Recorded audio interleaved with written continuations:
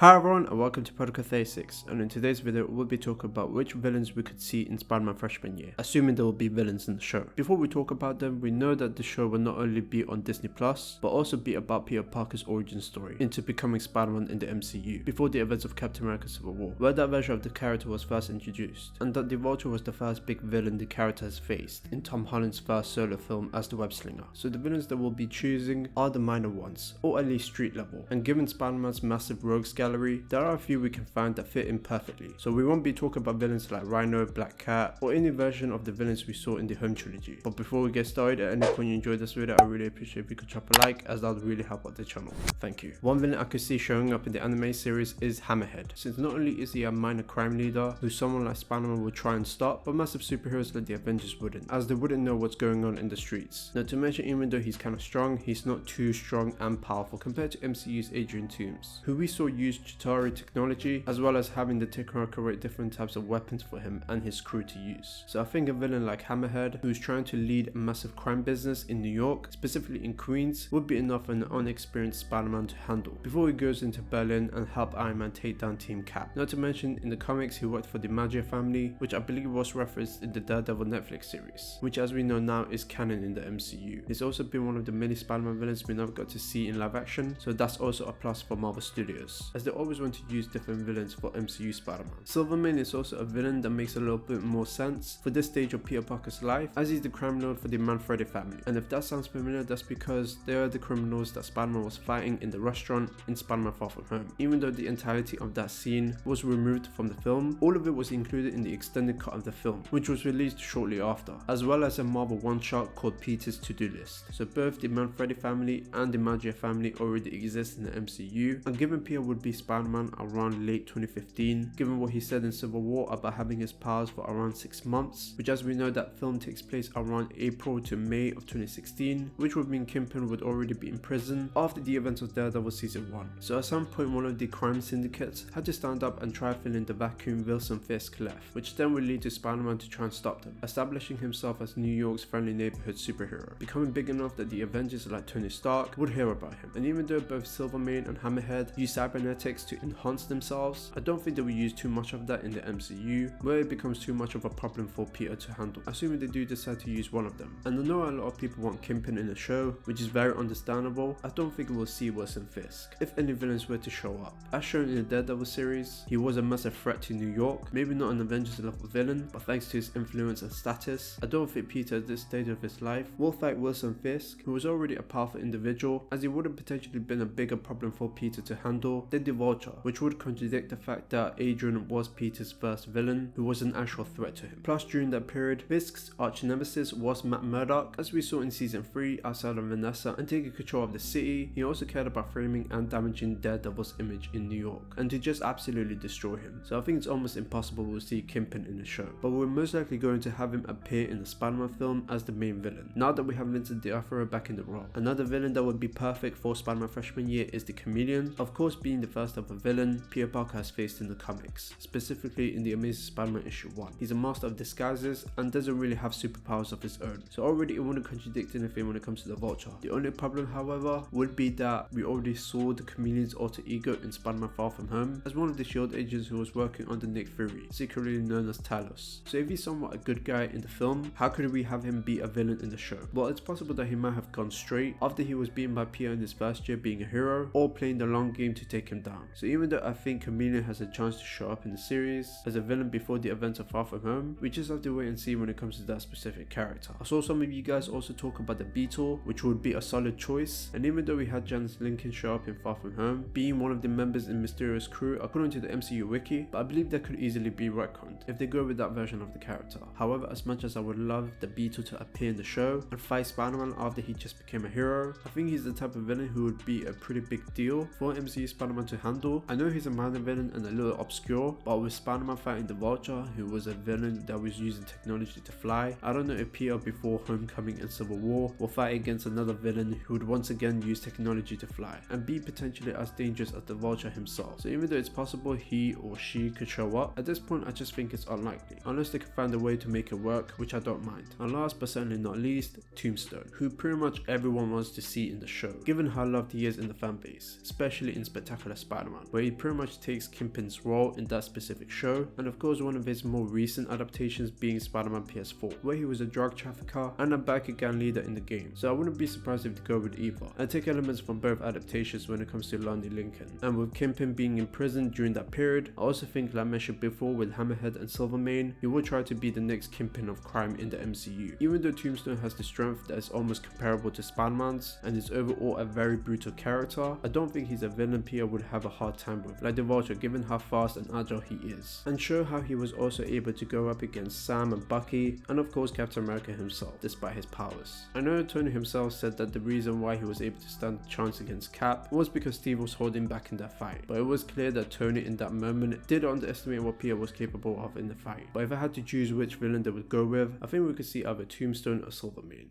By the way guys, I just want to let you guys know that I'm gonna take a bit of a break from making videos. Don't worry, I'm not gonna go anywhere. I'm just gonna take like a week off, and straight away, so around Tuesday the 8th of February, I'll be back and we'll just keep going. It's nothing serious, I just need to, you know, relax and just take a time off, and I hope you guys are cool with that. Don't worry though, I'm still gonna be posting in the community tab, and I hope it's all good. So yeah, but however, what about you guys? Which villains do you think we'll see in Spider-Man freshman year? Do you think it will be anyone I've listed off, or do you think other villains will show up instead? Or do you think the show won't have any villains at all? Let me know in the comments down below. I would love to hear your thoughts. Don't forget to follow me on Instagram and Twitter. If you enjoyed this video, please like, and want more, subscribe. To begin, Protocol 36.